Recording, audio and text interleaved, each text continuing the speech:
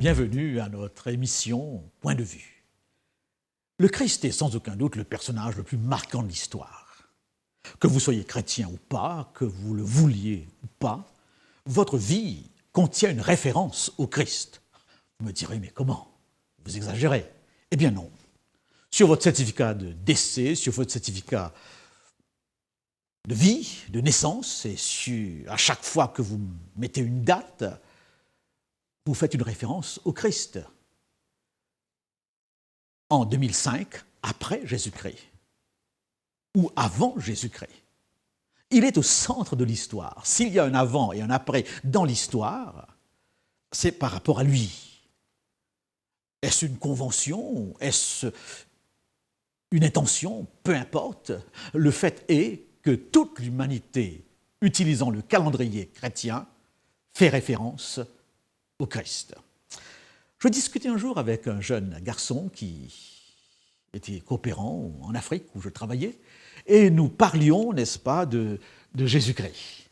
Lorsque tout à coup il m'a dit « Je crois que Jésus a existé, mais je ne crois pas à tout ce qui est dit de lui dans les évangiles. » Vous avez donc dans cette affirmation un « je crois », un « je ne crois pas », et ensuite un tri qu'il présuppose, qu'il voudrait faire. Il y a dans les évangiles des informations, mais je ne crois pas à toutes ces informations. D'où la question qui pourrait se poser, mais qui fera le tri? Le Christ a-t-il vraiment existé?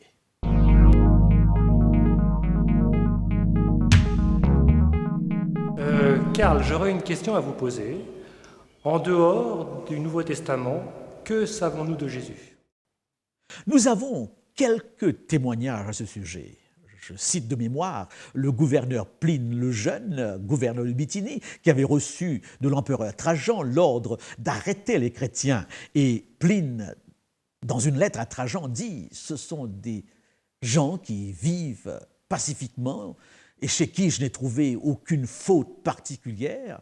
Ils se rassemblent et adorent un personnage appelé le Christ. » Nous avons dans ce témoignage de Pline une allusion à Jésus. Nous avons un autre de Tacite qui est né en 52-54. Dans ses annales écrites vers l'an 112 à 116, Tacite était gouverneur de la province d'Asie. Il dit ceci: « Aucun moyen humain, ni largesse princière, ni cérémonie expiatoire ne faisait reculer la rumeur infamante d'après laquelle l'incendie de Rome avait été ordonné. Aussi, pour l'anéantir, Néron supposa des coupables et infligea des tourments raffinés à ceux que leur abomination faisait détester que la foule appelait chrétiens. Ce nom leur vient de Christ. » Je pense à Suétone. Dans son livre « Vie des 12 Césars », Suétone était archiviste à la cour de l'empereur Adrien et il fait 2 fois allusion aux chrétiens. Comme les Juifs se soulevaient continuellement à l'instigation d'un certain Christos, il les chassa de Rome. Donc, allusion à Christos, à Christ. Lucien de Samosate, un auteur satirique du IIe siècle, quelqu'un qui méprisait le Christ, et il dit ceci: « Celui qui est honoré en Palestine, où il fut mis en croix pour avoir introduit ce nouveau culte parmi les hommes, le premier législateur des chrétiens les a encore persuadés qu'ils sont tous frères. Dès qu'ils ont une fois changé de culte, ils renoncent au Dieu des Grecs et adorent le sophiste crucifié dont ils suivent les lois. » On sent ici tout le mépris de Lucien, mais il reconnaît quand même que ce personnage Christ a existé. Nous avons aussi le témoignage de Thalus, un écrivain né en Samarie. Thalus, au 3e tome de son histoire, explique ces ténèbres. Luc 23, verset 44, où il est question d'une éclipse solaire, ce qui me semble peu rationnel, tout à fait irrationnel, dit-il en effet, car il est impossible qu'une éclipse solaire ait lieu pendant la pleine lune. Or, le Christ est mort à l'époque de la pleine lune pascale. Voilà donc pour les témoignages romains. Mais dans les décrets juridiques de Rome, il n'y a aucune allusion au Christ. Qu'en est-il des Juifs? Le plus célèbre, Joseph Flavius, dans ses Antiquités judaïques, écrit « Vers le même temps vint Jésus, homme sage, si toutefois il faut l'appeler un homme, car il était un faiseur de miracles et le maître des hommes qui reçoivent avec joie la vérité. Et il attira à lui beaucoup de Juifs et beaucoup de Grecs. C'était le Christ. Et lorsque, sur la dénonciation de nos premiers citoyens, Pilate l'eut condamné à la crucifixion, ceux qu'il avait d'abord chéris ne cessèrent de le faire, car il leur apparut 3 jours après, ressuscité, alors que les prophètes divins avaient annoncé cela, et 1000 autres merveilles à son sujet, et le groupe appelé après lui, celui des chrétiens, n'a pas encore disparu. Dans le Talmud, livre essentiel de la religion juive, nous avons encore d'autres déclarations par rapport au Christ, toujours des déclarations très critiques. Je pense qu'on peut aussi faire allusion au Coran, le livre des musulmans. L'islam représente un monde religieux important aujourd'hui et le Coran ne met pas en doute l'existence de Jésus-Christ.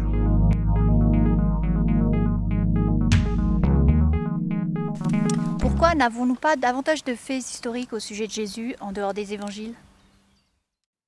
Je pense que nous pouvons avoir 2 réponses très claires. Premièrement, les Romains étaient habitués à ces prophètes juifs qui se déclaraient Messie. Et pour eux, le Christ n'était qu'un autre personnage juif, un autre de ces prophètes, rien de plus.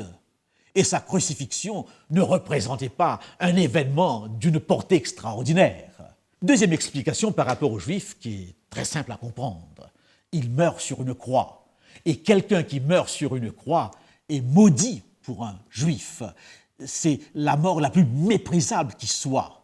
Et les peuples, d'une manière générale, dans leurs archives historiques, ne rappellent pas les personnages qui ont été l'occasion des occasions de doute, des occasions de controverses, ou des personnages qui ont joué un rôle méprisable dans leur histoire. Donc les écrivains juifs n'ont aucun intérêt à parler de Jésus. Ils en font allusion, comme nous l'avons vu, mais d'une manière très très critique, car c'est un personnage qu'il faudrait à tout prix oublier. Voilà donc 2 raisons suffisantes pour nous faire comprendre que les témoins n'ont pas senti le besoin de rapporter dans les détails cette histoire.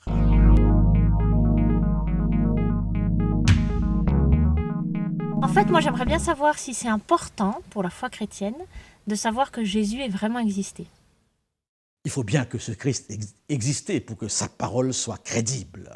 Donc l'histoire du Christ est fondamentale, son historicité est fondamentale. Et alors là, nous avons le témoignage justement des évangiles, 4 versions de sa vie. Et ces évangiles, et nous avons par rapport à ces évangiles un nombre important de manuscrits attestant leur authenticité. Je voudrais faire remarquer que par rapport au Christ, nous avons des témoignages de manuscrits qui sont là, encore aujourd'hui, beaucoup plus nombreux que pour beaucoup d'autres personnages de l'histoire sur lesquels on n'apporte aucun doute. L'histoire du Christ est établie par les évangiles. Et lorsque je lis les évangiles, je découvre certains textes qui justement mettent l'accent sur l'importance de l'histoire du Christ. L'apôtre Paul, dans l'Épître aux Corinthiens, au chapitre 15 et au verset 16, dit ceci: « Si Christ n'est pas ressuscité, votre foi est vaine. » En d'autres mots, si la résurrection n'a pas eu lieu, si c'est une légende, c'est un mythe, si cet événement n'a pas vraiment eu lieu, alors vous croyez dans le vide, c'est même pas la peine qu'on s'y attarde.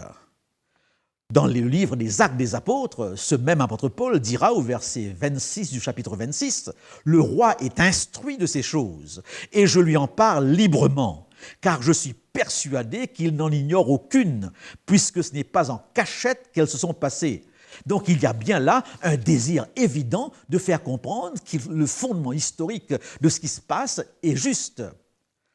Jean, au chapitre 1 et le verset 1 à 3, ce disciple qu'on associe très intimement au Christ, dit ceci: « Ce qui était dès le commencement, ce que nous avons entendu, ce que nous avons vu de nos yeux, ce que nous avons contemplé, que nos mains ont touché concernant la parole de vie, et la vie a été manifestée. Et nous l'avons vu et nous lui rendons ce témoignage. Et nous vous annonçons la vie éternelle qui était auprès du Père et que nous a été manifestée, ce que nous avons vu et entendu, nous vous l'annonçons à vous aussi, afin que vous aussi vous soyez en communion avec lui. » Remarquez le nombre de fois que Saint Jean dit ce que nous avons vu, ce que nous avons entendu, ce que nos mains ont touché. En d'autres mots, nous ne vous racontons pas des histoires. Cette histoire, nous l'avons vécue, elle forme partie de notre expérience. Je fais aussi allusion à Luc, des événements qui sont accomplis parmi nous, transmis parmi les témoins oculaires. Luc est médecin, il a une approche assez scientifique des choses. Et Luc va situer l'histoire du Christ dans un cadre historique précis. Il fera allusion à plusieurs gouverneurs, à plusieurs personnages historiques sur lesquels l'archéologie nous donne des renseignements précis. Donc l'histoire est attestée par quelques témoins extra-bibliques, juifs et romains, et l'histoire est surtout attestée par les évangiles, nous en avons 4, par les épîtres du Nouveau Testament et d'une manière générale par tout le Nouveau Testament. Et l'importance est capitale. Au cas contraire, le christianisme n'aurait eu aucun fondement. J'aime bien prendre une illustration lorsque je parle de cette existence de Jésus-Christ.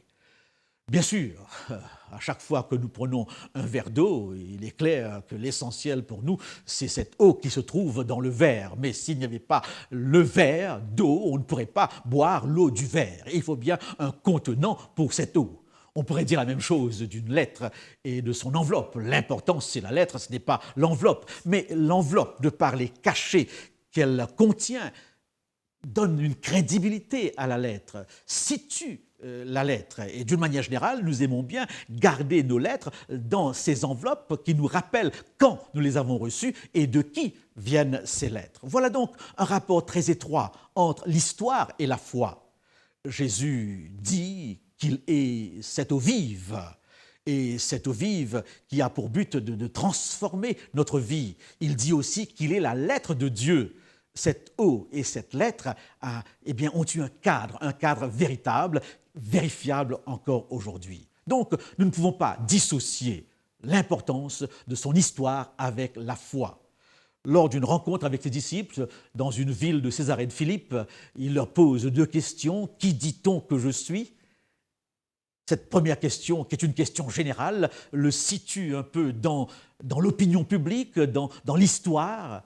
Mais ensuite, il pose d'une manière plus directe à ses disciples cette deuxième question. « Et toi, qui dis-tu que je suis ?» Et Pierre répondra « Tu es Jésus-Christ, le Fils du Dieu vivant. » Et Pierre passe ici de l'histoire à la foi. Jésus lui dira « Ce que tu dis ici t'a été révélé par l'Esprit. » La foi vient de ce qu'on entend. La foi est une initiative de Dieu dans nos cœurs. Mais cette foi repose sur un fondement solide. Et ce fondement solide, c'est cette histoire attestée par quelques témoins et attestée par les évangiles et reconnue dans notre calendrier avant et après Jésus-Christ. Votre histoire est marquée par une référence à Jésus-Christ. Au revoir et nous y reviendrons dans une prochaine émission sur un autre aspect de ce personnage si important qui est Jésus-Christ. En attendant de vous savoir l'écoute, nous vous adressons nos meilleurs souhaits.